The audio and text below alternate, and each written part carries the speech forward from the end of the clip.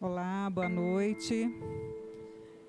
Então vamos nos confortar, relaxar, elevar nosso pensamento ao nosso Mestre Jesus e buscar nele tudo aquilo que precisa, que cada um precisa.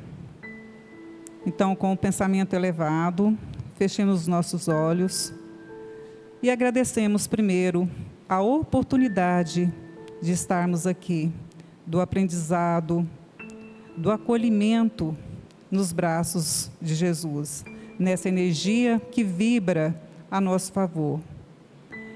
Que Ele e a espiritualidade que nos acolhe, os nossos guias, os nossos mentores, possa nos conduzir para as nossas curas, das nossas mazelas, das nossas doenças físicas e espirituais.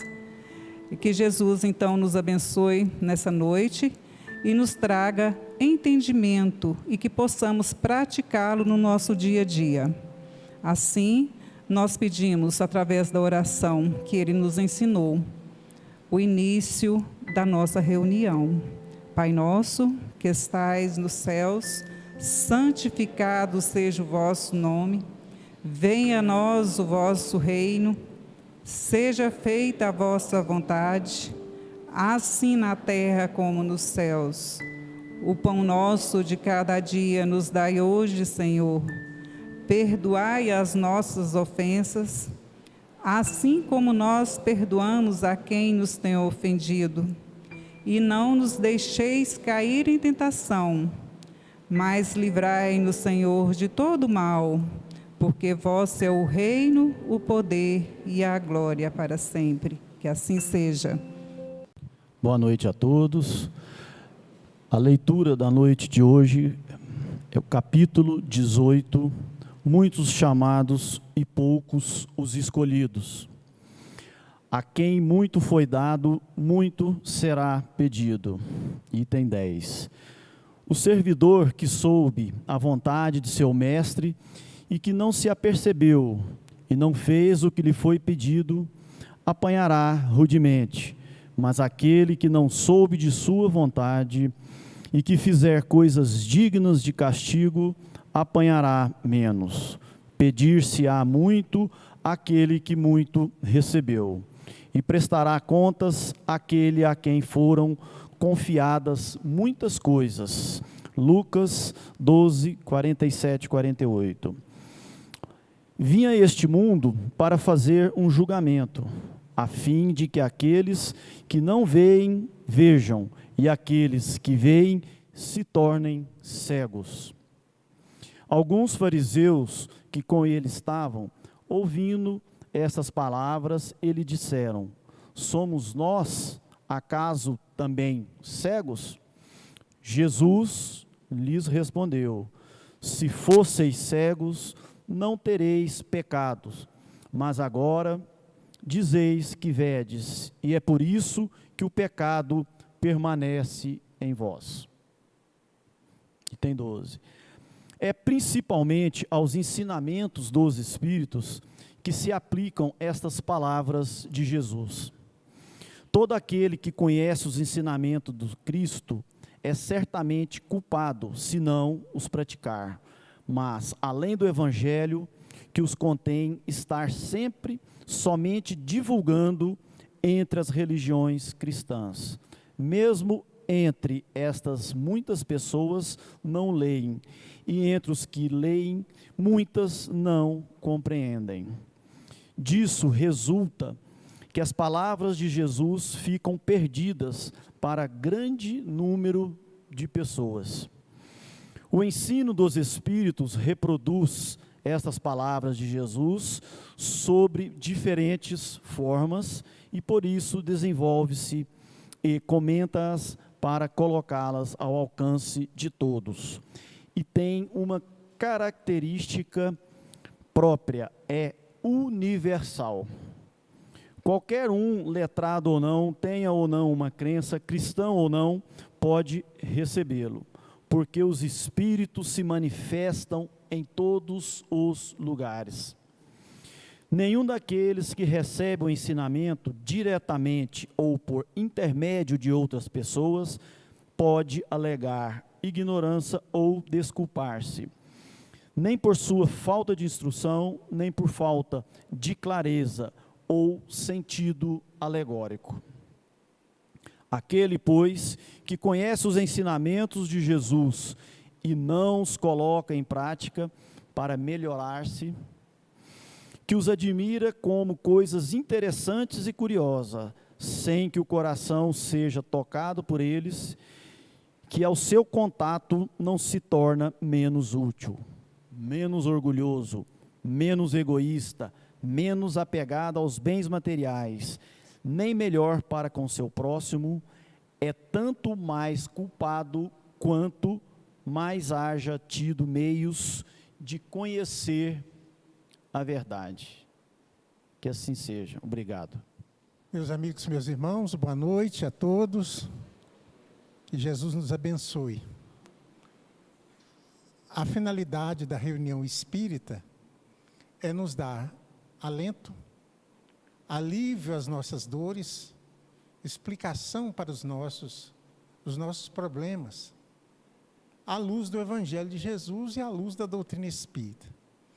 Então, hoje nós temos aqui o nosso companheiro Saulo de Oliveira, estudioso da doutrina espírita, já falou aqui na nossa casa várias vezes, é um farmacêutico, homeopata, trabalhador dos grupos espíritas do PAI, do Posto de Auxílio Espírita, aqui em Goiânia, e está conosco aqui, sempre que a gente faz o convite, ele gentilmente está aqui conosco para as reflexões de coisas boas, coisas importantes. Então, nós já vamos passar a palavra ao Saulo. Que Deus nos abençoe, né? Nos envolva nesse momento, nesse clima de tanta harmonia. Possamos estar juntos aqui nesse aprendizado.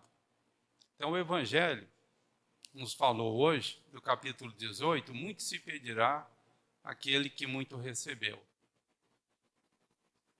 Inicialmente, gostaríamos de fazer uma reflexão que essa expressão de Jesus, ela está localizada em todos os lugares.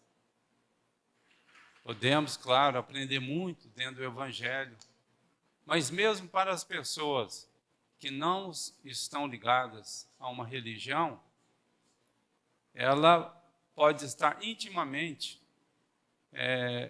relacionada a esse assunto e estar sempre exercitando ela.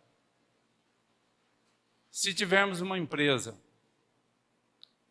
e dermos treinamento a determinados profissionais, depois de um certo tempo, quando a gente acolhe esses profissionais para distribuir eles nas funções que se façam necessárias, é muito natural que seja mais exigido desses funcionários que passaram pelo treinamento do que os funcionários que estão iniciando e que ainda não tiveram treinamento nenhum, não é verdade? Natural. Então, Jesus, ele fala muito, e quando a gente reflete a respeito das palavras dele, a gente percebe que tem colocação muito, em praticamente tudo. Na família, a gente aproxima dos filhos, procura dar a melhor educação possível, maior atenção, e na medida que a gente distribui essas atenções, esse carinho, esse conforto, a gente começa a exigir naturalmente daqueles filhos que a gente entende que tiveram mais oportunidade de aprender. Também é muito natural. E aqueles filhos mais novos, normalmente a gente exige menos. Aqueles que tiveram menos experiência conosco. Não é verdade também? Sim. Então, quando fala aqui, muito se pedirá aquele que muito recebeu. Não só pela educação da família, pela formação profissional que os profissionais têm, mas é lei da vida. Aí que é bom a gente procurar entender e procurar ampliar esse sentimento. É lei da vida. Estando a gente encarnado ou desencarnado, a gente vai conviver com essa realidade. Então é muito bom que a gente entenda para que a gente faça o melhor, porque na medida que a gente for crescendo, progredindo, naturalmente a gente vai se sentindo mais cobrado. E a nossa consciência fala isso. E aqui, como foi lido pelo nosso irmão aqui o trecho do Evangelho, os Espíritos citam aqui várias questões. Então aqui fala no início que o cristianismo ele foi divulgado e ele trazia esses princípios. Mas o cristianismo tinha uma certa limitação.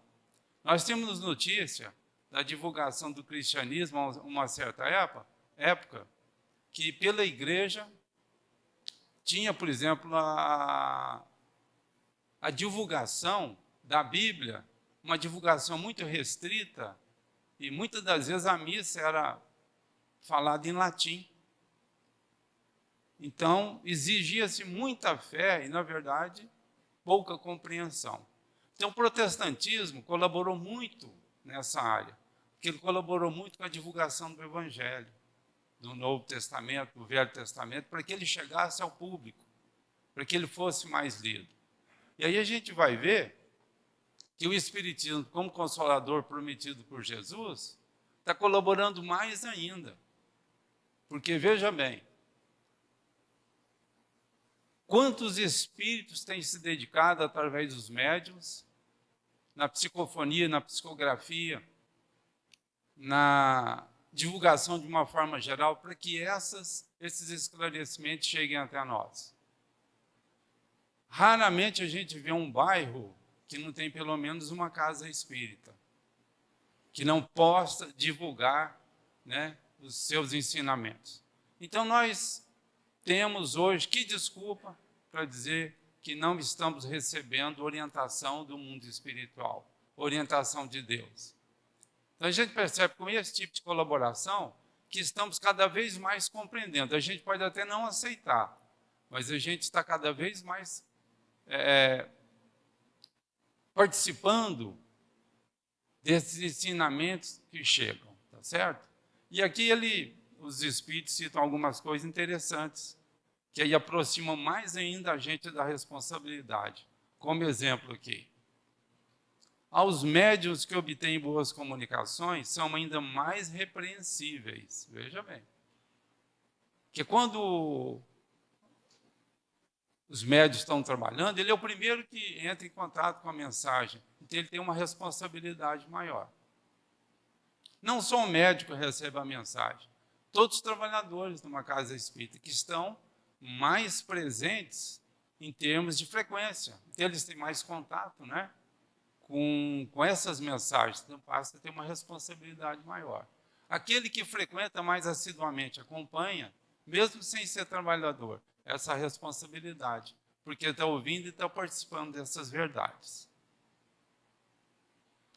Fala aqui, o primeiro pensamento de todo espírita sincero deve ser o de procurar, nos conselhos dados pelos espíritos, se não alguma coisa que possa lhe dizer respeito. O Fábio falou sobre isso hoje, agora mesmo. Então, quando vem uma mensagem, o que ela tem a ver comigo? Que parte dela se refere a uma dificuldade que hoje estou passando e que pode me beneficiar. Então, prestar atenção que a gente vai fazer uma coleta muito importante, muitas das vezes para algo que a gente está procurando há muito tempo. E a gente pode achar quando a gente tem ouvidos, né, para ouvir e olhos para ver. O Espiritismo vem multiplicar o número dos chamados e, pela fé que proporciona, multiplicará também o número dos escolhidos. Então, muitos os chamados, a gente aproxima, a gente vai sentir esse chamamento. E podemos muito bem sermos escolhidos se a gente se interessa, então, por essa reforma, por essa colaboração, por essa transformação. E nós vamos passar aqui para algumas questões do Livro dos Espíritos, para que a gente possa entender mais ainda a respeito desse assunto. A partir da questão 573, perguntam para os espíritos assim: em que consiste a missão dos encarnados? Então, os espíritos respondem que a missão dos encarnados é de contribuir para o progresso das instituições, das pessoas, contribuir para que todos possam vencer as barreiras da ignorância, né? E avançar sempre. E, claro, contribuir para consigo mesmo. E aí eles citam lá que não somente os espíritos elevados, é que às vezes a gente acha que tem determinadas missões, mas todos nós temos alguma missão. Por maior ou mais representativa que seja alguma personalidade, ou a pessoa mais simples, ela tem e vem com uma determinada missão. Então, ela tem responsabilidade proporcional àquilo que ela recebeu, para que ela possa distribuir aqui. Todos nós temos. E aí fala que existem algumas pessoas que aparentemente são inúteis. Será que elas receberam uma missão para serem inúteis? Ele fala que não. Essa fase em que a pessoa está se colocando numa condição de inútil é uma fase temporária, que normalmente a pessoa ela preocupa consigo mesmo e trabalha um egoísmo muito forte, mas ela vai receber da vida naturalmente as consequências. E normalmente a pessoa que exercita muita inutilidade, ela passa por momentos de muita angústia, muita tristeza, muito desgosto, e isso vai fazer com que ela possa renovar suas concepções e retomar uma vida melhor através da dor, se assim ela permanece. E aí os espíritos respondem também que os espíritos que falham, quais são as consequências? São as consequências do recomeço. A gente falhou, isso vai pesar na nossa consciência, isso vai fazer com que a gente sofra, e a gente vai buscar um recomeço e uma nova oportunidade. E Deus sempre vai dar essa nova oportunidade, não é? Um outro assunto que os espíritos nos orientam, que é muito importante também, é assim, que quando perguntam como Deus pode confiar uma missão importante e de interesse geral a um espírito que poderá falir nela? Como? Então fala que Deus, ele age acima da concepção que um homem capaz, um homem inteligente faz. Se um homem capaz, ele normalmente coloca para executar uma missão alguém que seja mais capacitado, Deus mais ainda. Então, quando uma missão é mais importante, normalmente Deus prepara alguém proporcionalmente em condições de executar aquela missão. Então, ele pode até não fazer ela com perfeição absoluta, mas ele não vai abandonar a missão pelo meio. Que os espíritos falam, né? Deus deu a todos os homens os meios de conhecer suas leis? Deu. Mas por que as pessoas reagem de uma forma tão diferente? Então, Deus deu condições para que todos pudessem conhecer suas leis, mas nem todos a compreendem. Vai depender do grau de evolução de cada um e da entrada, da convivência com o bem. Na medida que a pessoa se interessa pelo bem, que ela exercita ela passa então a compreender melhor o que significa então essas verdades de Deus, não é? Onde está escrito a lei de Deus? Os espíritos falam na nossa consciência. Consciência de todo mundo. Então, na medida que a gente se interessa, isso desabrocha, tem uma abertura natural e a gente passa a compreender mais e mais coisas. E nesse exercício do bem é que está a grande chave.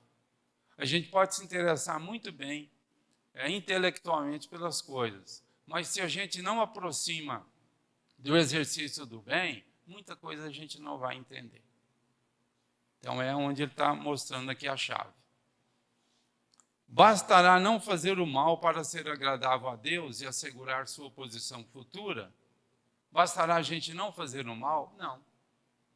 Ele fala que a gente precisa exercitar o bem, que seremos responsáveis por todo o mal que seja consequência do bem que não foi feito. Olha só.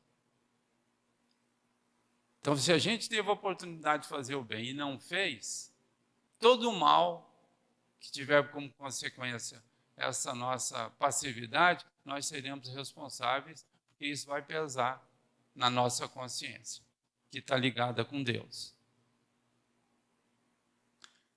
E aqui uma outra questão muito interessante que os Espíritos tratam, que fala assim, quando perguntam, né? Haverá pessoas que pela sua posição não tenham possibilidade de fazer o bem?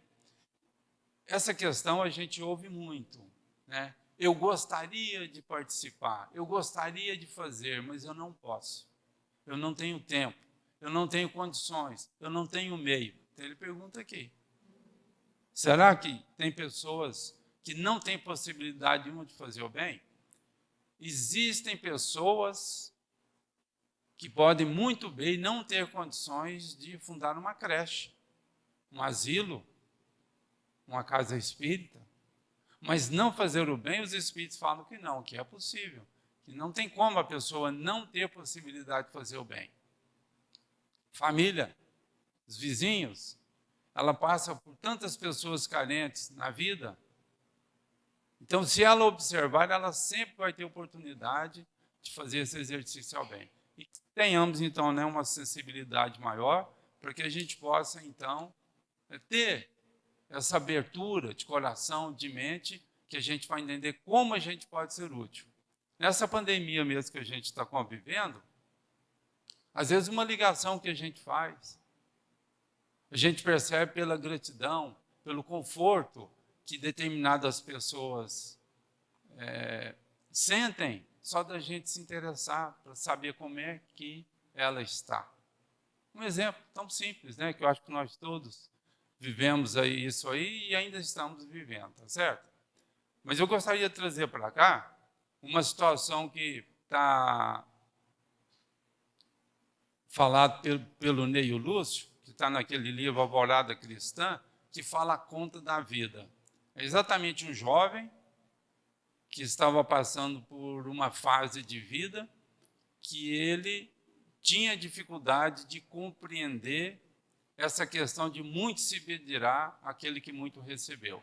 E na cabeça dele, ele não tinha recebido nada, ele só recebia exigência dos familiares, só recebia exigência da vida, e ele não recebeu nada para dar em troca. E a mãe sempre orientando, falando, dentro do Evangelho, fora do Evangelho, sempre incentivando ele ao crescimento, à consciência disso.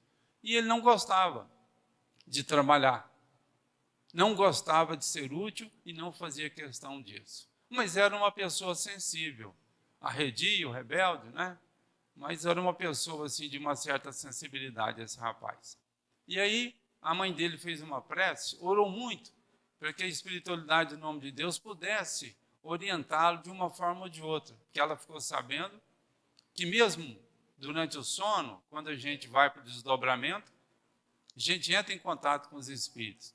Os espíritos continuam nos orientando, tentando nos incentivar a cumprir bem o nosso programa aqui na Terra. E, determinada noite, o jovem dormindo, ele sonhou, estava em desdobramento, né? Quer dizer, ele estava em desdobramento, depois que ele sonhou sobre o acontecido. Mas que os espíritos chamaram ele para conversar, esclareceram para ele que ele tinha sido muito bem preparado para cumprir com as obrigações aqui e que ele tinha recebido muitos benefícios, que ele ainda continuava recebendo os benefícios. Aí ele pergunta para o espírito, mas que tipo de benefício hoje eu estou recebendo, que não só as broncas, né, da minha mãe, dos meus pais, e a exigência para que eu possa ser mais útil. O que eu tenho recebido? Ele falou, eu vou fazer uma lista aqui para que você tivesse vivo como encarnado até agora, o que você já consumiu.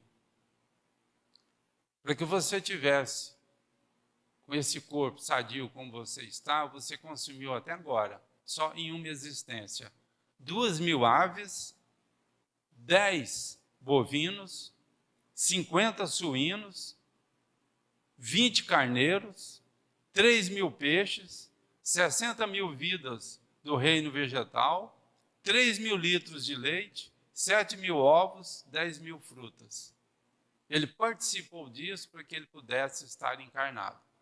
Ele falou, será verdade? Sim. E ele, com a sua sensibilidade, ele começou a se sentir envergonhado com aquilo. Quantas pessoas estavam envolvidas naquela produção? Quantas pessoas trabalharam para que esses benefícios chegassem até ele? E ele ficou chocado. E aí ele voltou para o sono e acordou. Acordou vendo, por um bom tempo, esses animais passando na frente dele e indo para o sacrifício e sendo transformados em alimentos. E ele vai e comenta com a mãe, mãe, realmente eu tive um sonho muito estranho, mas que pesou muito na minha consciência e é hora de eu retomar, de fazer alguma coisa. Preciso produzir, preciso trabalhar. Tá certo? Muito se pedirá aquele que muito recebeu. Então, quem acha que, né? Qualquer um de nós que acha que não recebeu nada, é só fazer essas continhas, né? Tem outro exemplo aqui que a gente gostaria de trazer também, que foi citado pelo Humberto de Campos, que falam de um companheiro nosso, que se chamava Joaquim, que era uma pessoa de um perfil muito elegante, uma pessoa muito educada, e ele tinha família, e em determinado período da vida ele recebeu uma herança que deu um conforto tal para ele que ele não precisou mais de trabalhar. E ele era, pelo menos na concepção dele, ele se achava como um cristão muito correto, seguidor das leis de Deus. E ele fazia o possível, na maneira dele, de cuidar bem da família, de cuidar da própria sobrevivência, da comunidade. E, aparentemente, aos olhos das pessoas, as pessoas tinham ele como um verdadeiro exemplo. Inclusive, alguns comentavam que, pelo que ele demonstrava na sociedade, que ele era uma das pessoas que, quando desencarnasse, ia direto para um plano mais elevado. Que ele tinha realmente uma aparência, assim, tinha uma pessoa fisicamente e espiritualmente muito saudável. O tempo passou, ele todo com essa aparência de saudável,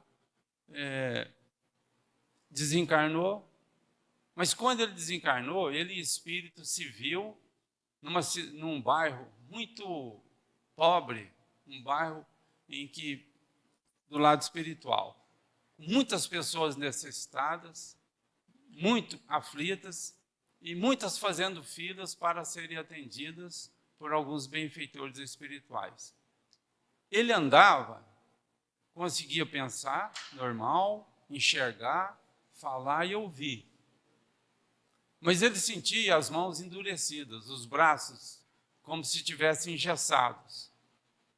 E por onde ele andava, em que aquelas pessoas mais necessitadas recebiam benefícios, às vezes ele entrava na fila e não conseguia receber os benefícios, porque ele não conseguia levantar o braço. Que os braços estavam sempre presos e como se tivessem enferrujados. E aí, passando por uma série de necessidades, para beber água, por exemplo, ele tinha que abaixar a cabeça e pôr a boca lá no local que saía água, porque ele não tinha como, com as mãos, pegar um copo para poder se servir. Aí, numa oportunidade, ele foi falar com um dos benfeitores e falou que aquilo ele estava achando muito estranho, ele sabia que tinha desencarnado, mas por que ele estava passando por aquilo? E começou a fazer uma série de comentários do respeito que as pessoas que tinham com ele na cidade que ele morava, na sociedade que ele convivia. E aí o orientador espiritual falou que gostaria de fazer algumas perguntas para ele, para que pudesse sintonizar melhor sobre a situação que ele estava passando e as necessidades dele. Então falou, você teve família? Sim, tive. Você teve esposa? Sim. E você foi muito útil para ela? Sim. Eu não deixava faltar nada em casa. E os filhos? Enquanto crianças, você cuidava deles? Ajudava? Sim. As crianças tinham ótimas babás. Pagava muito bem, porque elas fossem muito bem cuidadas. E quando eles ficaram jovens, você conviveu bem com eles? Não, eles tinham uma escola e os professores se encarregavam disso. Você tinha profissão? Eu não tive necessidade de trabalhar, porque eu recebi uma herança muito grande. Você buscou alguma profissão, exercitar alguma coisa? Não, não tinha necessidade. Você participou de algum programa que pudesse ajudar alguns animais, preservação do ambiente, com alguns vegetais, plantio de árvores, alguma coisa assim? Não, eu nunca pensei sobre isso. Você era religioso? Sim, eu era cristão. Você era católico? Não, eu detestava os padres. Você era protestante? Não, eu achava os protestantes muito arrogantes. Você chegou a frequentar uma casa espírita? Não, eu achava os espíritas meio doidos. Eu tinha medo. Mas se você chegou com esse recurso seu a auxiliar alguma entidade filantrópica, sim, eu encaminhava dinheiro para todas elas. Mas você visitava? Não. Você chegou a auxiliar alguma pessoa enferma? Ele falou, não, porque existem muitos enfermeiros pelo mundo. Você chegou a visitar algum orfanato? Não, porque tinham também tantas instituições que cuidavam delas. Pois é, então, você foi caminhando e chegou aqui. Então, eu percebo, então, por que você está assim. Pelas suas respostas, a gente compreende bem por que as suas mãos estão endurecidas. Não é? Então, você não teve a ação necessária para que você pudesse, então, desenvolver ou movimentar os seus braços. Você ficou estacionado pela vida toda. E pela quantidade de conhecimentos que você tinha, isso pesou contra você. Por isso você está assim. Então, eu vou te encaminhar agora para um auxiliar nosso, que ele vai dar sequência à assistência para você. E ele foi com outro benfeitor, o benfeitor olhou para ele e falou, olha, nós vamos te preparar aqui para entrar na fila. Que fila? A reencarnação. Que você vai precisar, com uma certa urgência, de colocar em prática aquilo que você ainda não colocou. Você está precisando de ação, de fazer alguma coisa, por menor que ela seja, porque até agora você ficou assistindo. Então, às vezes a gente pensa, puxa vida, né? Ele distribuiu recursos para um lado e para o outro, mas ele não participou. Então, que a gente possa, né, refletir muito sobre isso, de quantas coisas que às vezes a gente participa, mas a gente não, quer dizer, que a gente colabora, mas a gente não participa diretamente, não é? Às vezes a gente colabora com uma rifa, com alguma promoção, mas a gente tem dificuldade de aproximar de uma pessoa necessitada, de uma pessoa que precisa, às vezes, de um olhar, de uma palavra amiga, um aperto de mão, não é? Às vezes a gente tem convivência com algum familiar que está longe, e às vezes a gente manda um recurso também, mas a gente tem dificuldade de aproximar dessa pessoa para fazer alguma coisa. E eu gostaria de citar por último aqui, um exemplo aqui muito interessante, até pelo lado contrário, de quem muito recebeu e muito deu. E mostra todo, né, uma figura maravilhosa. A gente vai encontrar esse exemplo, que eu estou querendo citar aqui hoje, nos Mensageiros, capítulo 24, que é a prece de Ismália, que fala sobre os elementos força. Lá fala que chegou um momento que eles estavam trabalhando a benefício de muitos necessitados, e chegou no momento de fazer a prece para agradecer a Deus por todo o trabalho que eles tinham participado. Naquela oportunidade, estava trabalhando o Aniceto, que é um instrutor espiritual, o André Luiz, com um companheiro dele, um trabalhador daquele posto de socorro que se chamava Alfredo, e a esposa Ismália. Então, a Ismália, pelas características lá, ela tinha um nível evolutivo um pouco maior. E aí, o convidado era o Aniceto, mais o André Luiz e os outros auxiliares. Aí o Alfredo, que era coordenador daquele posto, pediu que o Aniceto fizesse a prece de encerramento. Ele foi e pediu que a Ismália fizesse, que ele achou que a Ismália tinha uma participação espiritual maior. E a Ismália foi e começou a fazer a prece. Então, aqui ele cita o que eles estavam enxergando no momento que ela estava fazendo a prece. Estavam os trabalhadores e as pessoas enfermas todas ali próximas. Então, o que ele descreve? Que quando a Ismália começou a fazer a prece, depois até, se vocês quiserem, essa prece está lá, no capítulo 24, a prece maravilhosa. Então, quando ela começou a fazer a prece, eles perceberam uma quantidade muito grande assim de luz, uma luz muito intensa que veio do alto e começou a banhá-los a todos, né? E era uma prece que veio como se fossem flocos luminosos e penetrando a todos, principalmente pela fronte e pelo coração. Eles perceberam ali que eles tinham um grau de luminosidade diferente. Todos aqueles flocos vindo e banhando a todos. Então ele descreve, André Luiz, que a Ismália tinha uma coloração azul, até que ele descreve assim, que não é exatamente uma cor que é superior à outra, mas a intensidade da cor. Ela tinha uma intensidade de um azul que era algo indescritível. Depois era o Alfredo, ele tinha uma coloração mais esverdeada também, menos intenso que a Ismália, mas mais que os outros. E o Aniceto tinha uma coloração lilás, também menos que os dois, mas também muito intensa.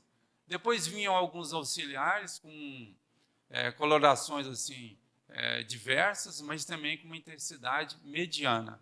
Depois André Luiz, o companheiro dele, e os demais, com coloração com intensidade cada vez menor. E na medida que esses flocos chegavam neles, penetravam seus organismos e saíam em forma de bolhas, de acordo com a mesma coloração que era característica de cada um, e em direção às pessoas enfermas. Agora, interessante, a quantidade de energia era a mesma que chegava, mas a quantidade retida que era diferente. Cada um, de acordo com o seu nível de conquistas, poderia reter mais e distribuir mais. Captar menos e distribuir menos, olha só. Então a gente vai ver no nosso tema, né? Muito se pedirá aquele que muito recebeu. Então aquele que recebeu muito, ele naturalmente estava distribuindo muito. Recebeu menos, estava distribuindo menos. Então, isso é a lei da vida. Então a gente percebe assim nesse quadro, assim, uma descrição maravilhosa, né? Que a gente entende claramente. Se queremos ser mais úteis, se queremos colaborar mais, não é? Então, vamos crescer em consciência no exercício do bem, que teremos cada vez mais poder, equilíbrio, harmonia, para sermos cada vez mais úteis. Só que seria muito bom que a gente procurasse entender assim. Conhecer é muito importante. Mas a gente está vendo pelos exemplos aqui que é muito importante que a gente exercite. Não necessariamente em quantidade, mas em boa vontade e em qualidade. Às vezes a gente pode até fazer pouco, mas vamos fazer com muito amor, vamos fazer com muito carinho, que a gente vai estar correspondendo aos anseios do alto, ao que Deus que é de todos nós. Muito obrigado, gente, pela oportunidade. Espero, que tenhamos, sim, proveito de toda essa orientação que a espiritualidade tem nos dado e que quando a gente sentir que a gente não está sendo útil, vamos lembrar até do rapaz, que achou que não tinha recebido nada para dar e de repente passou toda uma fileira, e esses outros tantos exemplos, viu? Muito obrigado. Deus ampare a todos, dê muita força a todos nós para prosseguirmos, com confiança e cada um cumprir com o seu papel que veio aqui na Terra executar, tá? Muito obrigado. Saulo, nós queremos te agradecer. Só dizer uma experiência de um companheiro nosso, que quando mencionou principalmente aquela primeira história, que a pessoa consumiu tantas aves, tantos peixes, tanto isso, então ele sentiu que, a hora que ele terminou a palestra, muita gente estava começando a fazer as contas. E eu, que vivi 40 e poucos anos, o que eu recebi? Quantas galinhas? Quantos peixes? Quantos isso? Quantos benefícios? Quantos aquilo? Então, os benefícios materiais, mas também os benefícios espirituais, que esse não tem nem conta, Quantas doenças nós ficamos livres através de uma prece. Quantas coisas que os nossos benfeitores espirituais, os amigos nossos da espiritualidade, nos cercam e não deixam acontecer com a gente, porque eles nos amam, eles gostam de nós e querem ver o nosso bem. Então nós temos que reflexionar nisso que o nosso companheiro falou para nós aqui.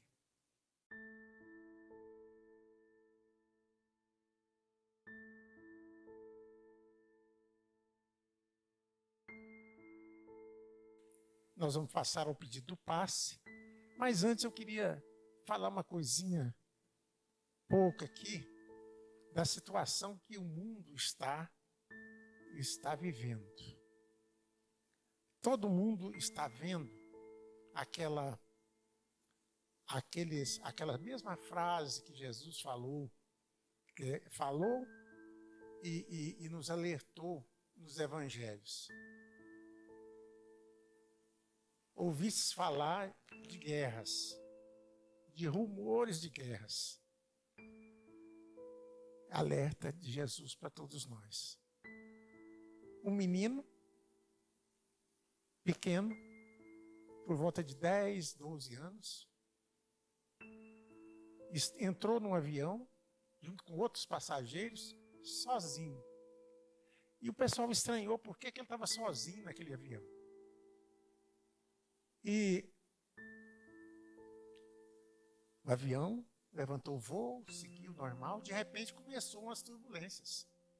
O pessoal começou a ficar nervoso porque o balança lá começou a ficar maior e todo mundo assim gritando por Deus, por Jesus e tal. O que está acontecendo? Quero informar e tal. E aí o pessoal em redor ali começou a ver que aquele menino continuou a fazer as atividades que eles dão para a criança no avião. Colorir uma coisa, outra, ver umas figuras, uns negócios, tal. Aí alguém falou, escuta, o avião está caindo, você não está com medo, não? Ele falou assim, não, de jeito nenhum. Meu pai é piloto. Eu sei do que ele é capaz. Então fica para nós aqui a pequena mensagem assim. Nós estamos ouvindo falar rumores de guerras, nós estamos ouvindo falar um tanto de coisas. Então vamos confiar em Deus, em Jesus. O piloto aqui desta nave nossa é Jesus. Jesus é o nosso benfeitor espiritual, é o piloto, é o que sabe dirigir o avião, sabe o que está acontecendo. E tudo que vier pela frente, ele dá assistência. Então, nesse pedido de paz que nós vamos fazer agora, nós vamos nós vamos elevar o nosso pensamento, nós vamos agradecer a Deus por tudo que temos recebido, que conforme aprendemos hoje, todos nós recebemos.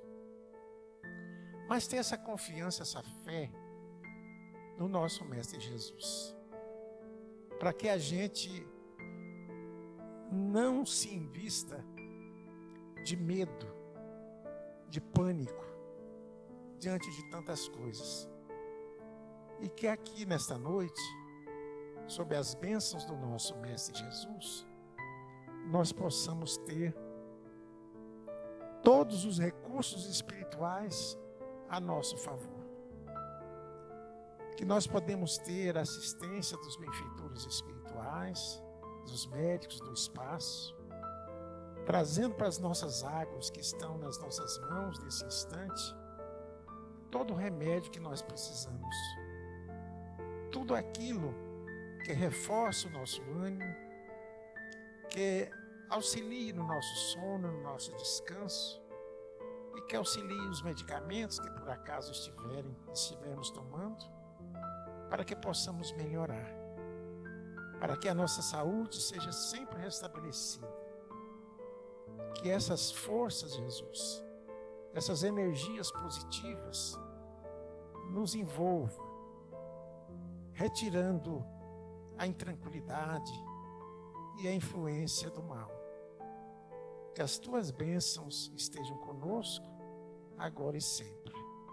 Também rogamos a nossa Mãe Maria Santíssima, a Mãe de Jesus e de todos nós, que possamos merecer o olhar, merecer a assistência desse Espírito tão benfeitor.